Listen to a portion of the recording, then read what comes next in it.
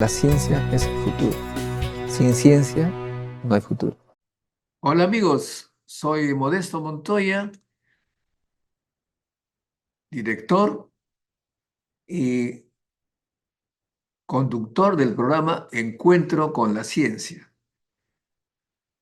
La ciencia muchas veces se le comprende o se le entiende como algo relacionado con los números, con las fórmulas, con las mediciones, con instrumentos físicos, electrónicos, en fin, es lo que le llaman las ciencias duras. Pero también hay obviamente las llamadas ciencias sociales, en las que realmente no pueden predecir o manejar para obtener un determinado resultado. Hoy día justamente vamos a tocar el tema de la delincuencia.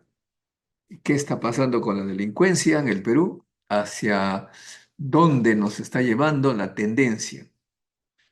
Bueno, ¿qué está pasando? Ya todo el mundo lo sabe, en nuestro país desde hace ya buen tiempo hay muertes en las empresas mineras, llegan delincuentes y matan gente, en las calles asaltan a las personas, matan por un celular, porque se resisten al celular, al robo del celular, los extorsionadores, en fin, una serie de facetas de la delincuencia violenta, criminal, que hace que nosotros los peruanos ya tengamos miedo de salir de casa.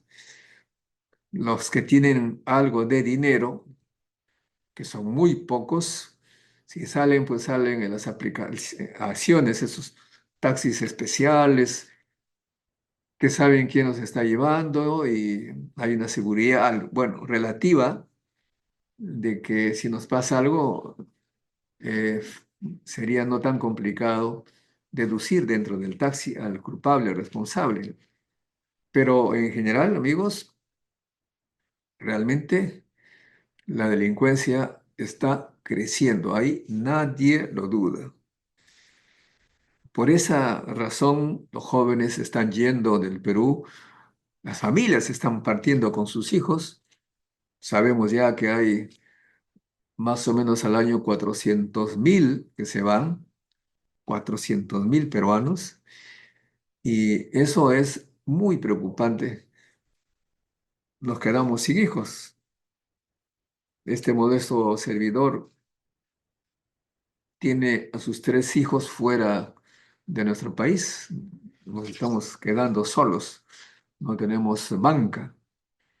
Bueno, y la solución, la población pide, exige que se resuelva ya.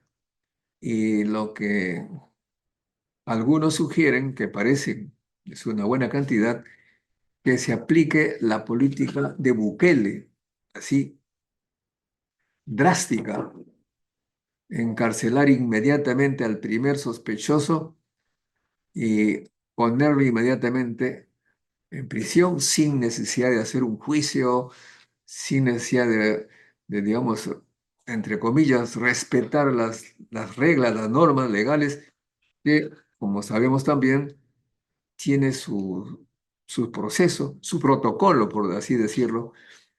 Y si se viola ese protocolo, pues la justicia, aplicando las normas, va a tener que liberarlo. Bueno, eso es lo que uno entiende, ¿no? O sea, uno no puede aplicar sin lo que se llama el debido proceso a alguien a la cárcel.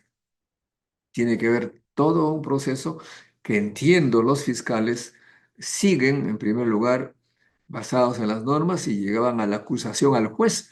Y el juez analiza si es que el fiscal tiene razón en la acusación. Es todo una complicación. ¿Han visto usted el caso de los más famosos, eh, mm, más famosos delincuentes que a veces se salen con las suyas porque no se respeta el debido proceso y a veces algunos fiscales son muy extremos,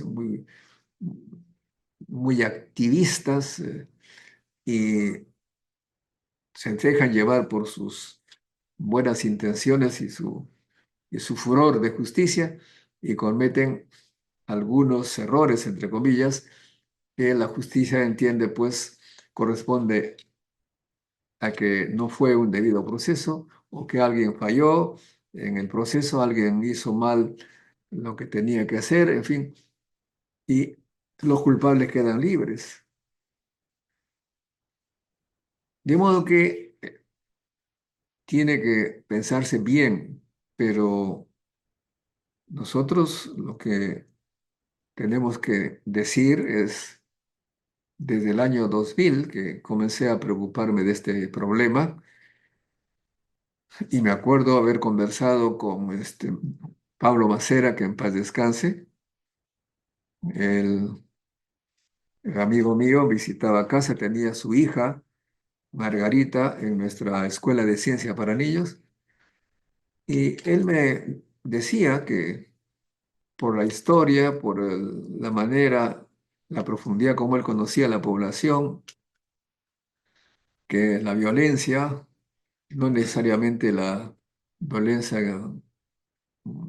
del terrorismo senderista, sino en general eh, va a ir aumentando. Y efectivamente, analizando las curvas, llegué también a repetir esto en varias oportunidades.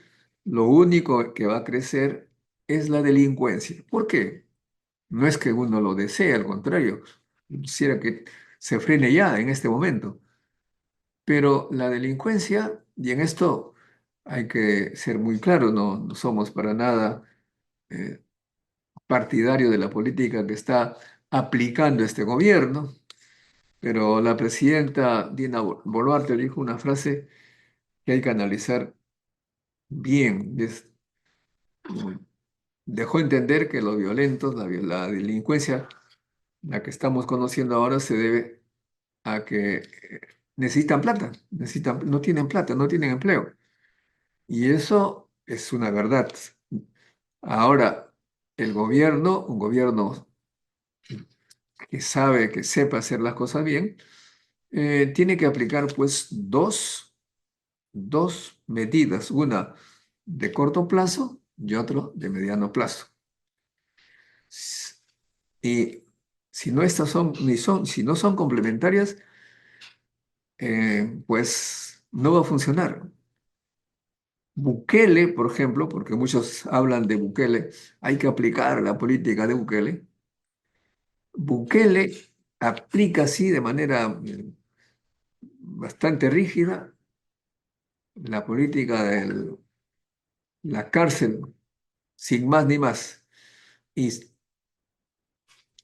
en esa metodología hay inocentes que van a la cárcel.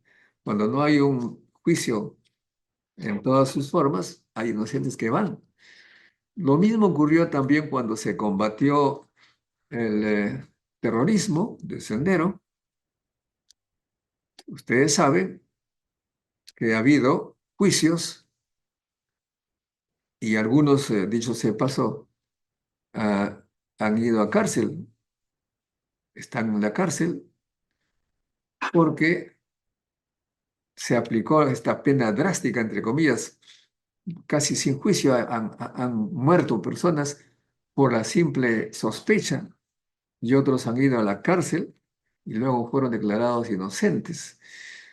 Bueno, igual ocurre si es que se aplica a la delincuencia esta práctica así drástica, probablemente va a frenarse con una demostración de fuerza por un periodo corto. Pero si no se resuelve el problema de fondo, que en este caso es el problema del empleo, efectivamente, como dice la presidenta Boluarte, hay gente que no tiene para comer. ¿Qué cosa va a hacer? Eh, Tiene que trabajar. Dice, bueno, ¿dónde? ¿Dónde trabajo? Yo quiero trabajar, señalan algunos.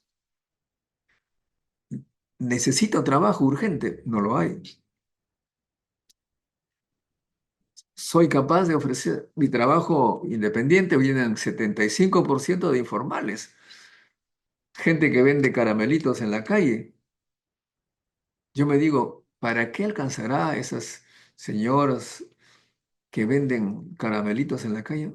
Chocolates, allí en los puentes del Metropolitano, en los paraderos.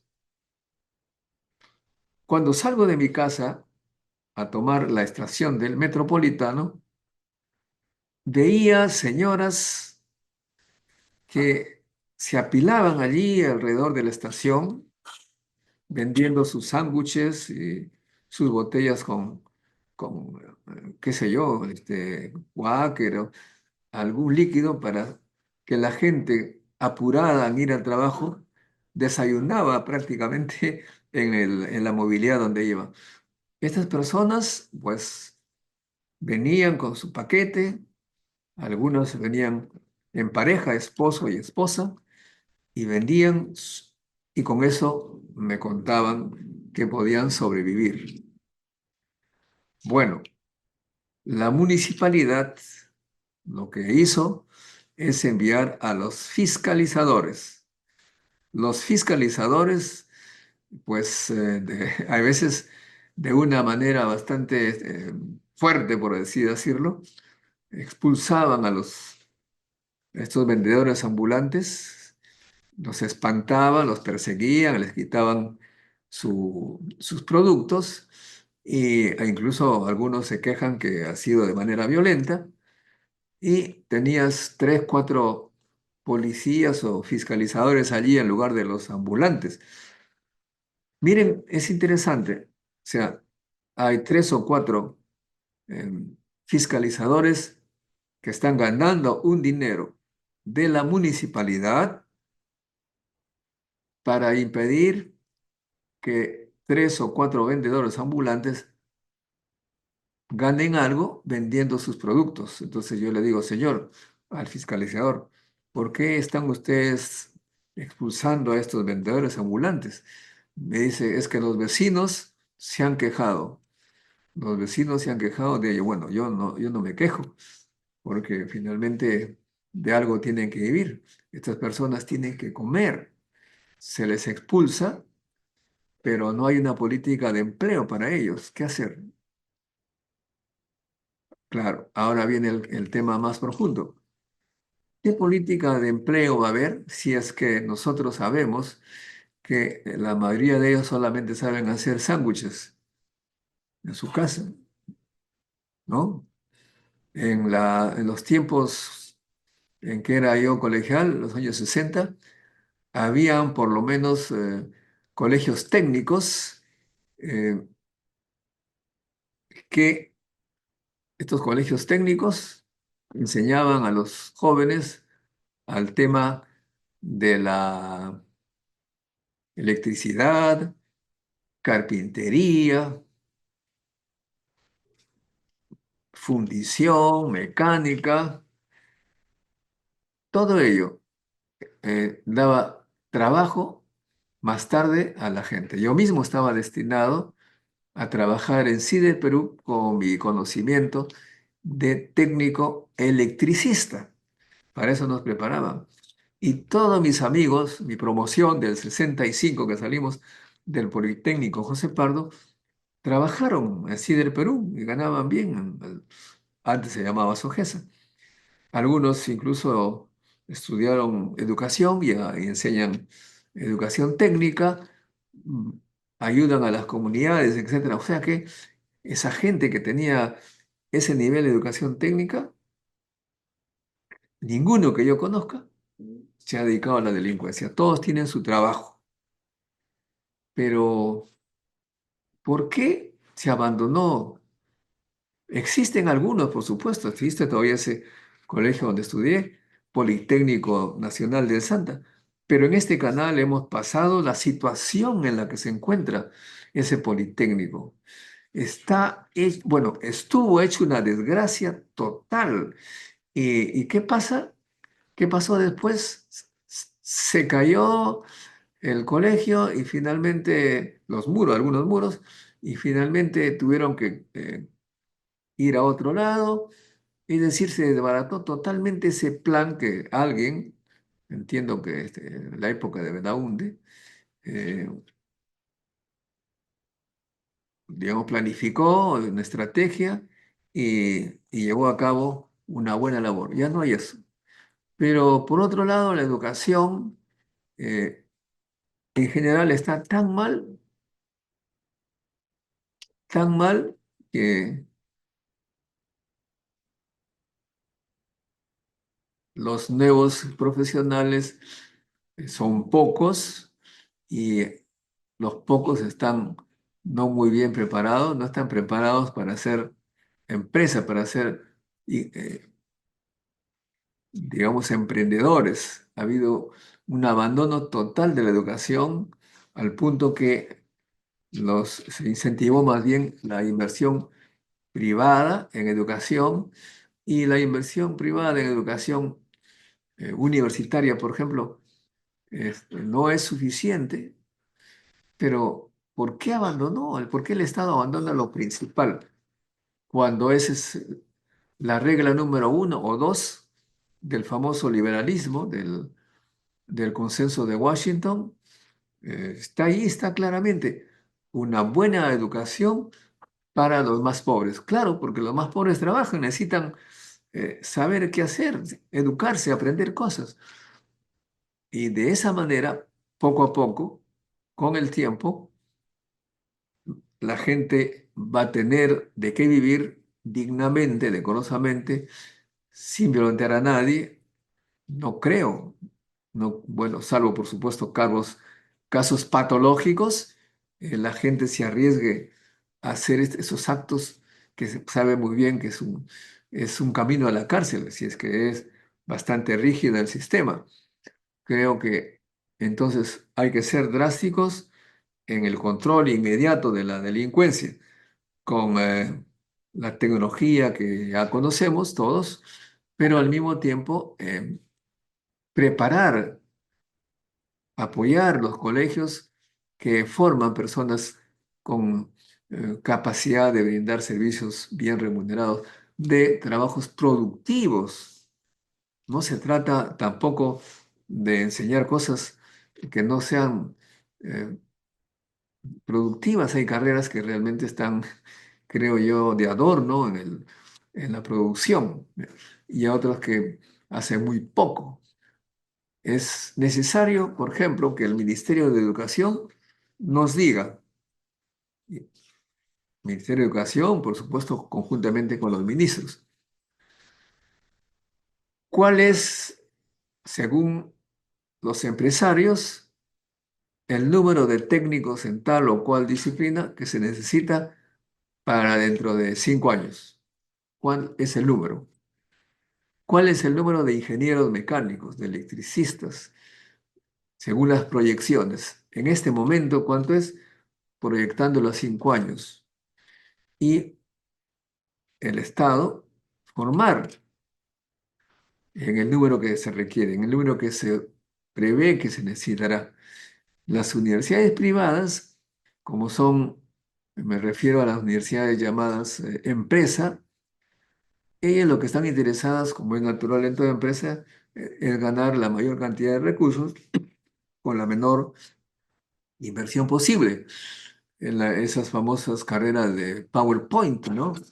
Que el profesor habla, presenta PowerPoint, los alumnos allí memorizan cosas. Eso no lleva a nada. Se necesitan personas que sepan computación, electricidad, todos los tipos de técnicas modernas que permitirían producir cosas importantes para la exportación y para el servicio acá nacional. De modo que, en resumen, es urgente medidas aplicando la tecnología moderna de control para que los delincuentes estén casi seguros que le va a caer la mano, el guante, el policía lo va a identificar. Segundo, que el Congreso debe estudiar las normas que permitan al fiscal hacer una acusación con delitos tipificados y que esos delitos signifiquen cárcel inmediata. Tercero, que obviamente los jueces tienen que actualizarse con esas nuevas normas y aplicarlo drásticamente. Con eso se frena un poco, pero sobre todo, lo más importante, creo yo, es establecer los sistemas educativos que nos forme generaciones de gente que sepa en qué trabajar, que sepa eh, crear empleo. Se habla mucho, por ejemplo, de Chancay. Se habla mucho de grandes, incluso se está pensando en plantas de ensamblaje de autos eléctricos chinos. Esas inversiones van a venir con la condición de que aquí haya los técnicos y los ingenieros capaces de hacerse cargo de ello. Si no, ¿cómo va a ser? Si que la educación es más bien atractora de inversiones. Las grandes empresas multinacionales, internacionales, están buscando no solamente materias primas para llevar los concentrados y tratarlos afuera, no solamente eso, además, eso no es suficiente para generar una riqueza que permita vivir bien, ¿no? Están buscando dónde la inversión es la más rentable, es decir, dónde al invertir en profesionales, en técnicos, una cierta cantidad, obtengo la mejor rentabilidad. Si yo invierto $1 millón, ¿cuánto voy a recuperar? Y ese cuánto significa o depende de la educación. Y, y tenemos que dejarnos también de pensar de manera esquemática, en blanco y negro. Hay gente que acusan, me refiero ahora a la economía, a los economistas, que son capitalistas, comunistas, y no sé cuánto. Ah, basta con ver las medidas que están tomando los países y nos damos cuenta pues que no hay esa rigidez en el pensamiento. Estamos hablando, por ejemplo, los famosos, eh, los capitalistas en que, entre comillas, dicen, dejemos a los privados que hagan su trabajo, el Estado debe dedicarse a lo que más sabe, no sé qué cosa sabe, pero digamos lo que más importa a la población y que los privados no tienen recursos para hacer porque no es rentable. Es decir, en otras palabras, dejemos que las empresas inviertan ahí donde ganan plata. Y nosotros, el Estado, no dedicaremos a las normas, qué sé yo, pero no nos metamos en esos temas. Dejemos que la libre competencia del mercado regule las cosas, ¿no? Libertad, dice, libertad, libertad. Una libertad total, bueno, y por supuesto también la democracia, y ponen ahí, pero pongamos en la libertad de precios, de todo, de que de libre comercio, que entre el que quiere, que al precio que quiere y que el otro quiera comprarlo, todo eso acá. No nos metamos entonces en la economía. Pero de repente ese modelo que se ha aplicado en Estados Unidos entra en crisis y produce la crisis del 2008. ¿Y qué cosa? El Estado interviene salvando a los grandes bancos, o sea que por algo está el Estado. En el país más capitalista que uno imaginaba, el Estado pone plata para salvar al sector privado. O sea, no son fanáticos. Los fanáticos parece que somos nosotros que nos aferramos a creencias que ya no es política económica, sino es religión. Increíble. Y luego nos dicen, oiga, dejen entrar los productos libres, no me pongan aranceles, hay un gran tratado de la OMC que tiene que facilitarse el flujo de productos, etcétera. Y los Estados Unidos fueron los que promovieron eso con mucha ahínco. Pero de repente ahora que los chinos están produciendo automóviles eléctricos de mayor valor, el rey del capitalismo, Estados Unidos, dice, no, aranceles de 100%. Y un candidato dice, si yo llego al poder, 200%, o sea, lo que cuesta $30.000 un auto, a ustedes, estimados compatriotas, les va a costar 60, de modo que mejor no compren. Y Trump dice, no, no, va a costar no 60, sino 90. Algo que cuesta $30.000 costará 90.000 para ustedes, ¿ah? Así que con eso pretenden pues que es una barrera comercial insalvable, me parece, ¿no? Eh, o sea que Estados Unidos primero aplica el capitalismo puro y duro, pero luego se vuelve keynesiano al invertir en el mercado. Keynes, o sea, el gran economista, para, para algunos, que decía pues que el Estado tiene que intervenir para recuperar el- a los países de la crisis a través de la moneda. Bueno, en fin, el Estado interviene. Pero luego tenemos al comunismo de- y socialismo, que no se sabe muy bien qué significa ahora, un partido comunista que gobierna China, que tiene empresas capitalistas muy importantes. eh, Hay ahí empresas privadas, hay empresas del Estado, o sea que un partido comunista toma el poder y toma como Estado el control de ciertas empresas, por empresas estatales, pero también, por supuesto, hay empresas privadas y imagínense, el comunismo apoyando empresas privadas para competir. En fin. ¿Eso qué significa? Que en ningún país del mundo están aplicando fanáticamente lo que supuestamente es la ideología que los guía en su comportamiento.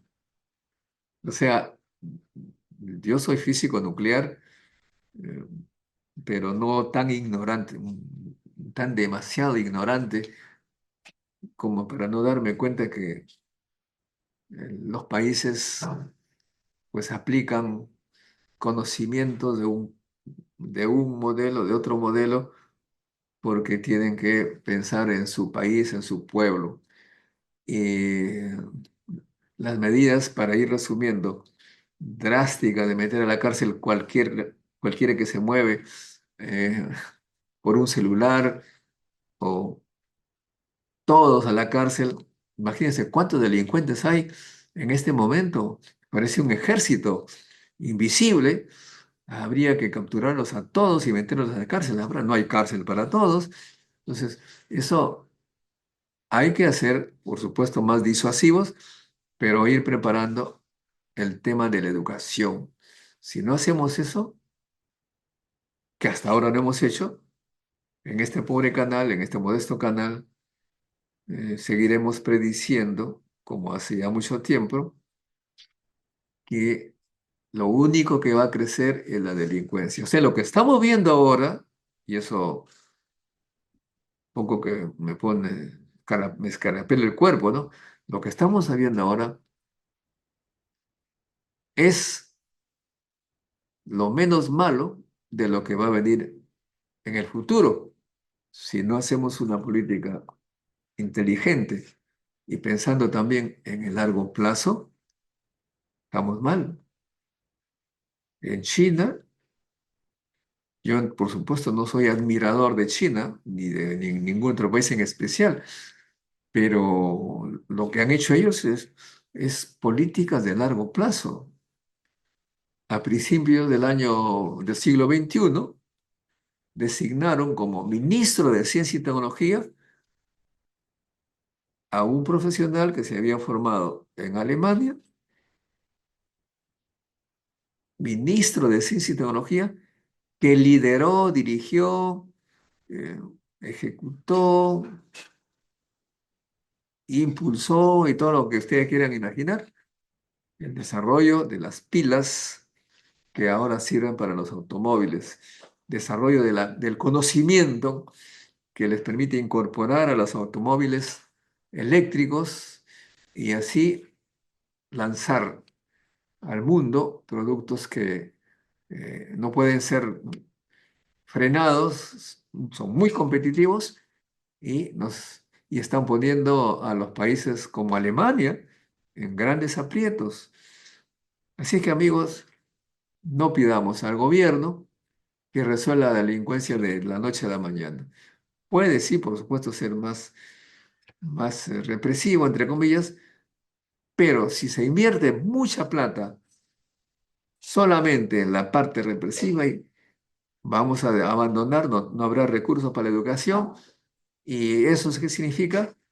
Mientras más gente no educada, habrá más gente sin empleo y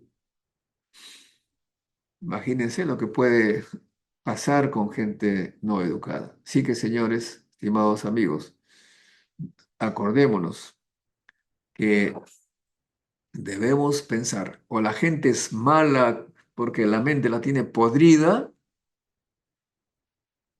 o algo hay que hacer para que no se formen con el tiempo más personas en el mundo delincuencial.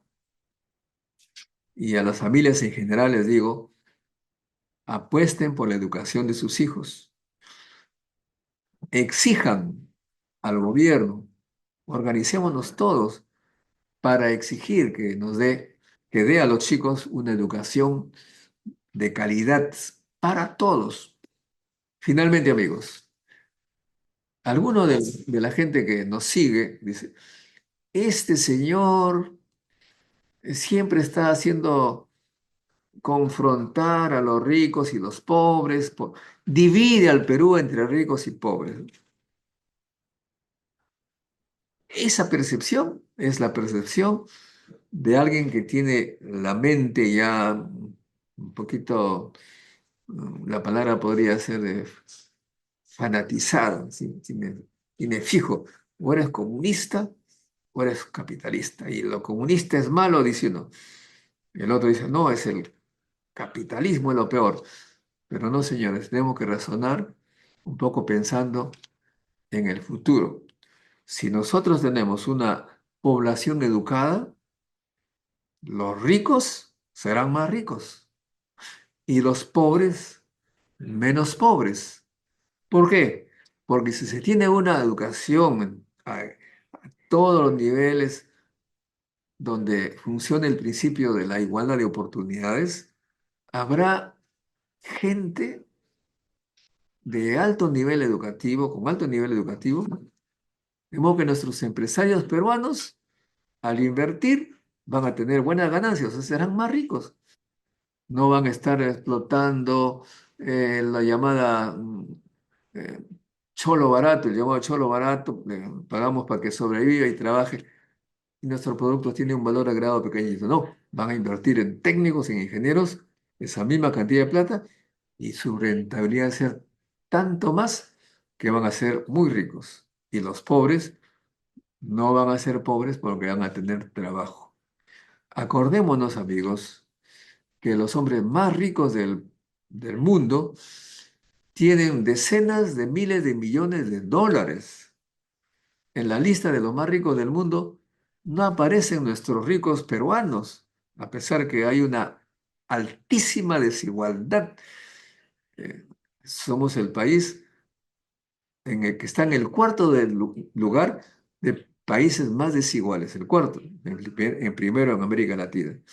Y nuestros ricos, entre comillas, son pobrecitos al lado de los ricos del mundo desarrollado. ¿Por qué? Porque en esos países los ricos invierten en gente con mucho conocimiento.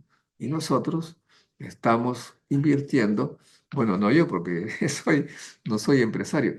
Los empresarios peruanos están invirtiendo en personas que son poco productivas porque no han tenido una educación de calidad.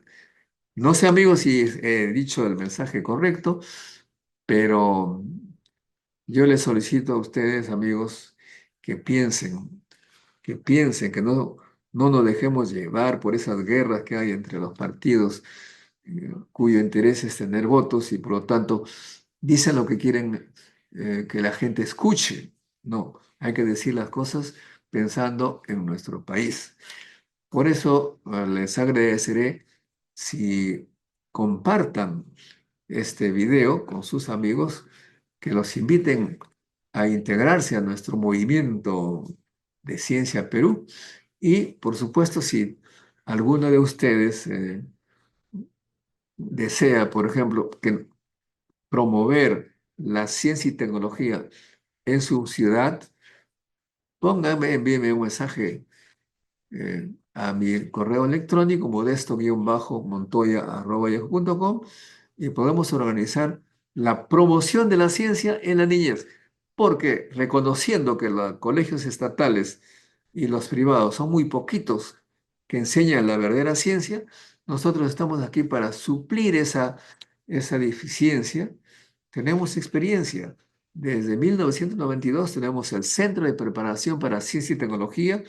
Lo hacemos, lo hacíamos en Miraflores, venían chicos de todos los barrios, pero hemos llegado a la conclusión que nosotros queremos ir a donde están ustedes, pero para eso necesitamos pues ponernos en contacto. Así que modesto-montoya@yahoo.com y movilicemos la mentalidad, la mente de los chicos para ser un país fuerte, con inteligencia, con conocimiento, para vender conocimiento a los empresarios, pero también al mundo entero, porque recordemos, si tenemos ciencia en el coco, podemos exportarlo a través de la internet y tener ingresos desde el exterior. Tampoco necesitan, si son bien formados, un trabajo acá en el Perú. Bien, amigos, no se olviden, modesto-montoya@yahoo.com. Organicemos una conferencia en su ciudad para los niños y los profesores, cómo deben enseñar ciencia para que nuestro país sea un país científico, no una potencia, como dicen por ahí algunos alcaldes, una potencia mundial, no, un país que comienza a crecer con el conocimiento de sus ciudadanos. Gracias por seguirnos, amigos. No se olviden, hagan like y compartan este video con sus mejores amigos. Eso es todo, amigos. Hasta un próximo encuentro con la ciencia. Chao, chao, chao. La ciencia es el futuro. Sin ciencia no hay futuro.